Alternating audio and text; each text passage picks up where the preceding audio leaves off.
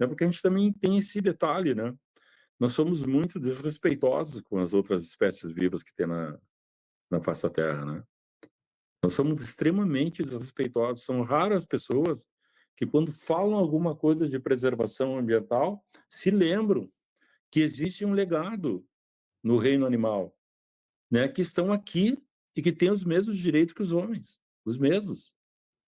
As próprias árvores, a própria natureza, os rios, eles têm os mesmos direitos já a terem uma harmonia, de terem uma coisa, sabe? Que as coisas funcionem assim, não da forma predatória como a gente usa tudo hoje.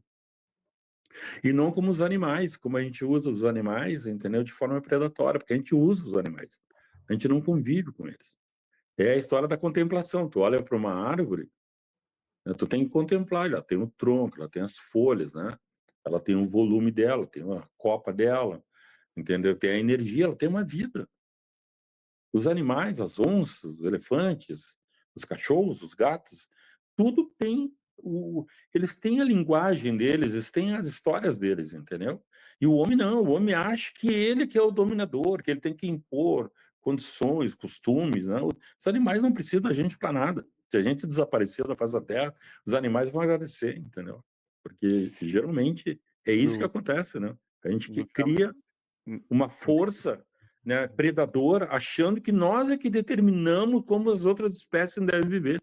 E a gente fica batendo nessa tecla o tempo todo, entendeu? Cara, nós somos extremamente errados, isso não existe.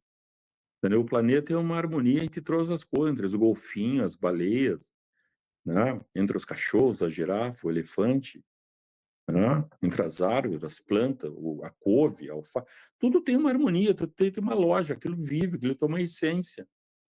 A gente tem que saber respeitar isso aí, conviver de tal forma que o que a gente deixar de legado, os nossos filhos, nossos netos vão dizer: pô, meu pai lutava por uma coisa de preservação da água, da limpeza da água, né? Meu pai lutava para que as florestas não fossem derrubadas, né? Meu pai lutava para que a gente não jogasse o lixo nos rios, tá? O Brasil é o quarto maior poluidor do mundo, né? Onde joga resíduos, lixos nos rios, nos oceanos. Né? O Brasil é o quarto. Os, os três os rios mais poluidores do mundo são todos chineses, são tudo na China. Dá tal um nível de, né, de deseducação que eles têm em relação ao planeta, a falta de respeito que eles têm em relação ao planeta, né? Então, tipo, quando a gente fala reeducação ambiental, é criar uns códigos novos. A gente precisa de urgente dentro das escolas de Gramado, de Canela, de Caxias, de Porto Alegre, de São Paulo, lá na COP 30 agora, onde vai ser discutido, né, entre aspas, alguma coisa referente ao clima, né? A gente precisa criar uma forma diferente de a gente ver o mundo. O homem, o bicho homem, ele não é dono do planeta. Ele se julga dono, porque ele acha que ele tem capacidade mental de, né, de dominar as coisas. E, na verdade, ele não tem capacidade de nada, ele só é um predador. E, como predador, ele usa, né, esse instinto de destruição para a maior parte das coisas. Só que a gente não pode trabalhar mais nessa ótica ainda. A gente tem que parar com essa história. A criança, quando ela vai para a escola, ela não pode aprender o que ela está aprendendo hoje na escola.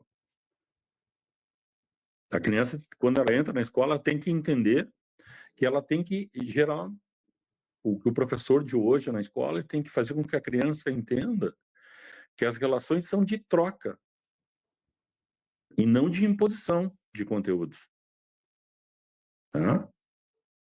Tu não pode impor um conteúdo, que é o modelo hoje de ensino, tu impõe um conteúdo para a criança e te educa daquela forma porque te interessa educar daquela forma ali.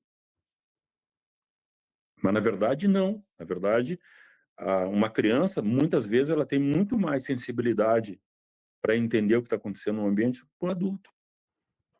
Porque o adulto já está cheio das manias, cheio das provocações e cheio das maldades. Eu acho que isso a gente tem que mudar, e muito urgente dentro das escolas. Então, lá em Ouro Preto, a primeira coisa que eu falei para eles, desde o início do projeto em Ouro Preto, e é interessante isso, Pedro, que à medida que os projetos vão acontecendo, eu também vou mudando meus pontos de vista a respeito de um monte de coisa, entendeu?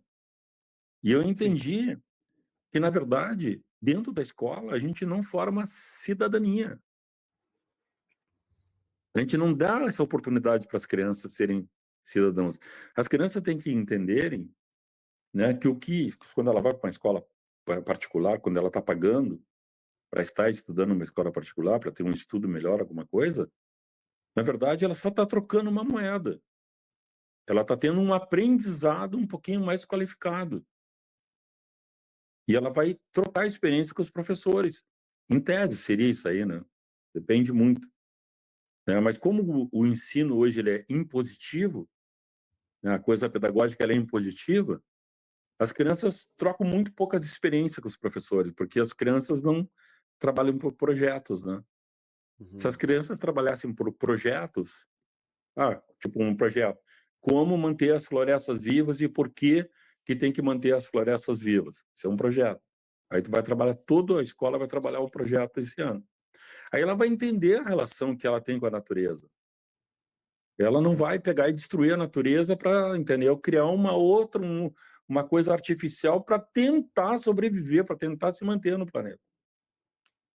Sim. Tá? Então, todas as coisas que a gente faz, elas são impositivas, elas são meio que predatórias, ou por conveniência. Né? E, na verdade, eu entendo que a relação de educação dentro da escola, ela é uma troca de experiências. E, às vezes, a gente aprende muito mais com a reação das crianças do que com o conteúdo que a gente está passando para elas.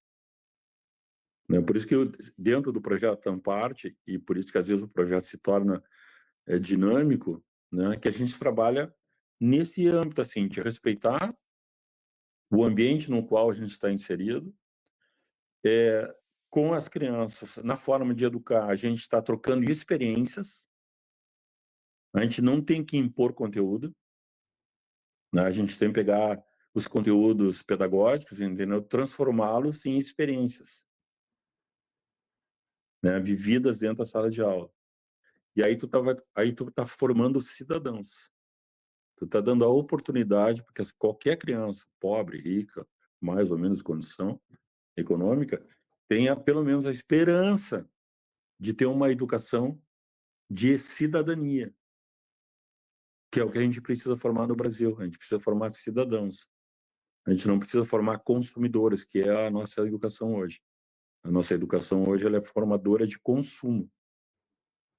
Né? Enquanto a gente estiver batendo nessa tecla, a gente está destruindo floresta, poluindo os rios, né?